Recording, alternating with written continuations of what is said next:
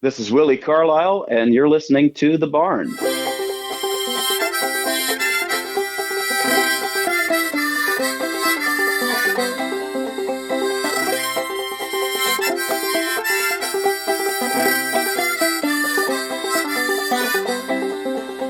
This morning a miracle happened as promised, the rising of the world's closest star. And the almanacs warned us that the fast coming weather might blow us away like dandelion flowers. And if I had a nickel for every time I've taken shelter from the storm, alone and naked in my bed sheets, I could pay off all my loans, buy some nicer clothes, find a job that didn't always scare me. But I've been trying not to think before my third cup of coffee. Ah, the heart's a big tent. Gotta let everybody in. Welcome to the Barn Studio. Got the Mox here with Chuck. Chuck, how are you, man? I'm perfect. And we got a special guest online. We have Mr. Willi Carlisle. Willi, how are you? Doing really good. Yeah, thanks for having me. You are coming to our neck of the woods and your old neck of the woods. You're coming to St. Louis on February 22nd at Off-Broadway. Are you familiar with Off-Broadway? Here's the crazy thing. I have never been, and that's a big mistake. And I look forward to fixing that. Yeah. Yeah, I think you're going to have a really good time. We can't wait to see you. We've never been able to experience a show of yours. What can we expect? Oh, man. So the thing I'm most proud of, I'm a folk singer, right? So folk music is organic, right? It's from the earth. It's from people teaching each other. That's kind of what the shows are. It's like a lot of big sing-alongs. I usually, not to brag, but I usually cry on stage, like most men do. I go cry at work every day. There you go. And it's kind of what I hope to bring is a good spectrum somewhere between laughing and crying to a room full of people for about 90 minutes. Yeah. You mentioned being emotional with the songs. These songs mean a lot to you, I'm guessing. This album, Peculiar Missouri, some pretty close ones to your heart on this one? Yeah, I'd say so. Another nice thing about folk music is that it's never going to be pop music, so nobody's ever going to tell you what to do. Yes. So you can kind of go to the beat of your own drum, and on this record we covered a lot of emotional territory. Yeah, it was really fun. And saw in an interview that you mentioned, or maybe even the interviewer mentioned, the punk to folk pipeline, where it's a lot of DIY spirit. It's a lot of, kind of the same ethos that you find in punk music. Do you find that with folk music as well? Absolutely. You know what? I kind of think of it as like, a young punk kid might be drinking Steel Reserves or King Cobra 40s and getting pissed at his parents, whereas the folk music that I like to do is like, growing a garden in your backyard and being pissed off at cops. You know what I mean? It's like it's a more sustainable form of punk anger is the way I like to think of folk music. I kind of laugh. I saw a meme on Twitter that it seemed like it was directed towards me, but it was like all my metalhead friends are now playing folk or listening to country. Yes, absolutely. Which I'm a metalhead at heart, but I like all kinds of music. So yeah, that one felt like it was directed right at me. I really like metal as well, and I gravitate towards kind of doom and grindcore. Oh yeah. And then I guess some extreme metal too. And what I find is that the folk to metal crossover is there because you're used to hearing like really particular kinds of sound instrumentation, like really particular instrumentation varieties. And also it's always better than it sounds. Like distortion is like you got to pick the beauty out of that, right? You got to be willing to hear something that's kind of harsh. Right. In the same way, like a really, really loud fiddle. Some people are going to cover their ears, and other people are going to be like, that is the exact pain that I came to this honky tonk for. I've never put that together, but it's a shrieking kind of sound. That's not necessarily the best advertisement for a show is like, do you like screeching? You'll love this, but I'm here for it. So just for my own curiosity, what are some of the metal bands that you dig? I think my favorites are right now. I just mentioned grindcore, so it's got to be Cloud Rat and Nasum. They disbanded a long time ago, but that's like a perennial favorite. Okay. In the extreme category, I've been listening to Vastum a whole lot. They haven't put out a record in a little while, which is sad to me. And then in the doom category, like I started with stoner metal, and I'm not sure how much I ever grew. I remember somebody gave me an early Crowbar CD, and Crowbar was in the mix with like Down and Pantera and stuff like that. Yeah. I just kind of never got away from those low, slow riffs. I'm pretty amenable to a lot of that. Yeah. Yeah, we've actually interviewed Crowbar, Tommy, the drummer. Oh, really? Yeah, Tommy, the drummer.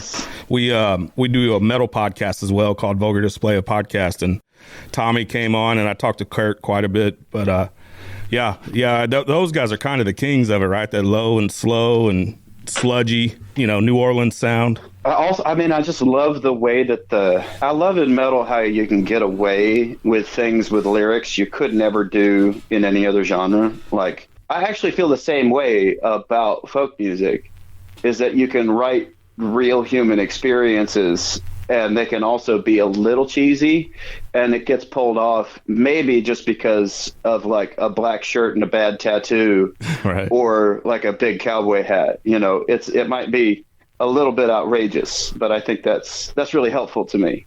You mentioned lyric. Your lyrics are so unique and so cool. And I almost, do you consider yourself more of a poet than a lyricist? Because your wordplay and sometimes your tongue-in-cheek lyrics, really stick out in your music. So what would you fully consider yourself, I guess? I like folk poets. That's been my thing. I'm looking at a picture of Carl Sandburg right now. It's just like an American poet that was pretty famous for his poetry, but like late in his life, he just like started playing folk songs, and he played really poorly. But I always was like, if I could just write and play as well as this kind of mid-range, kind of mid poet from, a lot, like about 100 years ago, I'd be really happy. So it's always been both for me. I've been really lucky. I get to do exactly what I want all the time. Yeah. It's pretty rad. I can't lie. Specifically on the song of Peculiar Missouri, I think you even say in the lyrics, like, I've been all over Missouri. I'm from Missouri, but I've never been to that town, but I've damn sure been to that town that you're talking about. You sound like a narrator telling a story, and that is a fantastic song, man. Oh, thanks. Yeah. So for the listeners that haven't heard it, one, do you live under a rock? Right. What the heck's wrong with you? It's been on the pop charts for weeks, but really what I mean, it's a long story song that's just a guitar riff and me telling a long story. Yeah. I want that to be part of what we do forever.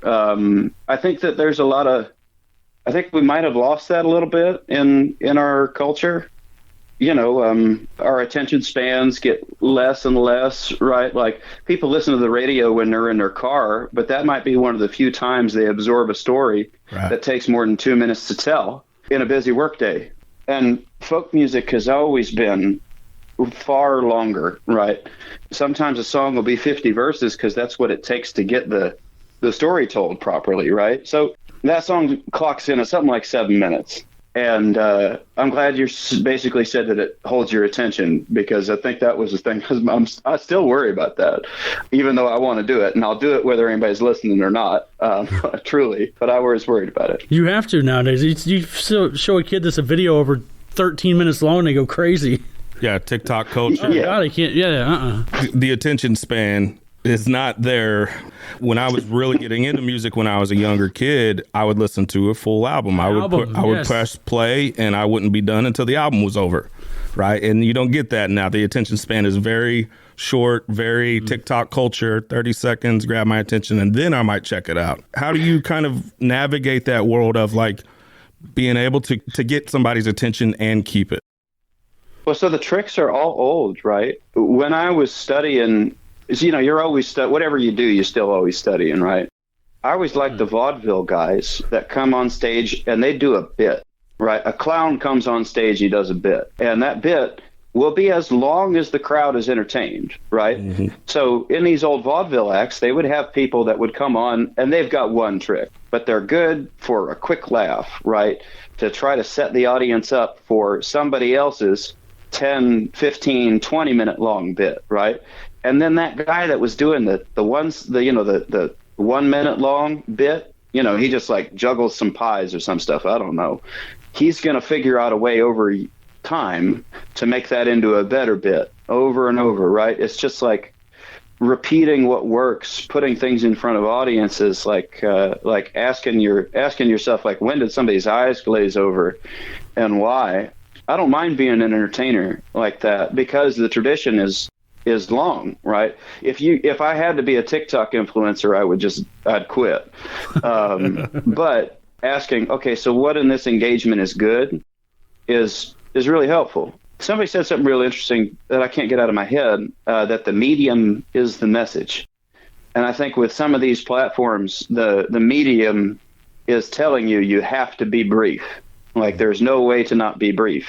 And I think that we can find ways around that by misusing the medium, by mangling it, by just giving it a little bit of grief. I think that teasing it is probably better than yelling at it, Absolutely. Here we got the crowd to agree with you. I love what you're saying there. Can I quote you real quick? Yeah, please. So you say, so the record is intended to be full of that kind of discomfort, the discomfort of wandering, the idea that everybody wants to find a home, no matter how much they're rambling, but it can be hard to find. I think of a song like Vanlife, right, where you're maybe showing with a little bit of tongue in cheek, but you're showing the road. You're showing the road to people that maybe aren't aware of what it's like being out on the road. Can you tell us a little bit about Vanlife? Yeah, so I call it my period of fashionable homelessness. Right. And partially just because that's what we get told it is, but anybody that's actually lived in their car for a period of time under duress or under that isn't a millionaire knows that it can be really difficult. You develop weird skill sets. You have encounters with cops and a lot of people you wouldn't normally otherwise talk to, right? At least I did. And over the period of years that I did it, I wanted to write a song that was, the traveling man song is a long-standing thing in country and folk music, right? I've been everywhere, man, and so on and so forth. Right. I wanted to do a version of that was basically saying, I've been everywhere and it sucks. And it's because of systemic issues that could be solved, and because of like classism and people being jerks across the country that don't need to be. It sounds a lot less fun when I say it on the radio, maybe, but I wanted to write a song that was for people angry at the housing crisis. But if you're not going to laugh, you got to cry. So I want to laugh about it. Yeah, and the video too has a comedic edge to it. I even like where you have the piss bottle. This is water, this is piss. You got to know which one you're drinking out of, and hopefully they're not the same one. That was a very real pee bottle. We've had those. Yeah. There's nothing fake in that video. Let's just put it that way. There's nothing fake in the music. There's a few more crazy things, a couple of which I sort of am like, I can't believe we put that on film. The pee bottle included, yeah. We can't get out of here without talking about Cheap Cocaine, your biggest song, at least on Spotify, with over 2 million plays. What do you think it was about that song that resonated with so many people? Well, I think it's an angry young man song. I think there's a lot of angry young men out there, and it also slaps. It also has a hook, and because I'm a folk singer and not a pop writer, I don't always write the hook first, right? I get to the feeling, the emotion first. And in that case, I think it's just a nice scenario where the hook and everything else aligned to make what the kids call a banger. And right. I'm really pleased with that. There are feelings, I'm not a pissed off young man anymore, but I'll tell you, having written a song about being a pissed off young man and getting to sing that song every night, I get to revisit that jerk and shake his hand and say, I hope it gets better for you, man. Cool. And mean it, and like who I used to be. So I hope that's what people get out of it, is either, hey, I identify with this, I am this angry, or, man, don't you remember when I was struggling with all this, and isn't it great to be better? And shouldn't I extend some compassion to myself? Do some of your older songs remind you of certain points in your life or certain time periods of your life? A lot of times the task is just to try to make it new every night, is to live in that moment right now. But I will say that songs like Singing Knives or Up the Hill, or it's really a few songs that have people from my life that appear really strongly in them, especially if I love them very deeply and no longer get to have them in my life, right? Have you ever had to cut a song because it's too painful? No, we use the song to get the song is the cure, not the symptom. That's a good way to put it. Really good. And if I did find that a song was a symptom, and don't get me wrong, I think that there's songs that are symptoms, but they never feel good, right? It just feels like anxiety leaving your body, or it just feels like anger or something. And I tell you, I believe this pretty strongly. I don't think there are very many successful songs that are just like pure symptom. We go to expression to relieve ourselves of something that we have to say, right? Not to burden another with an unrealistic expectation. We can't wait to see you February 22nd, St. Louis at Off-Broadway. That's one of the first dates on your tour, and you're kind of going across the nation here. How long are you out on the road on this one? Well, more dates keep getting added, so it looks like I'll be out until early May, and then I'll probably be headed over to Europe, and then there'll probably be some stuff on the West Coast if I have my way about it too. My hope is to hit every major market in the country this year. So look out. Look out. Beautiful. Going to be on the road playing those shows, strumming that guitar. Willie, we appreciate your time. Can you give us your website and where we can get a hold of all your information? At http //WilliCarlisle.com, and that's WILLI, no E, Carlisle as in CARLISLE, no Carl is an isle. Yeah, you can't forget that http // Willie, I get tripped up on it, but I still have to try it. Absolutely. We enjoyed talking to you today. We can't wait to see you February 22nd in St. Louis at Off-Broadway. We will be there in attendance at the barn. We'll connect Thanks with you. Thanks for having me, gents. We appreciate it, man. Thank you, Willie. So much. All right, bye now.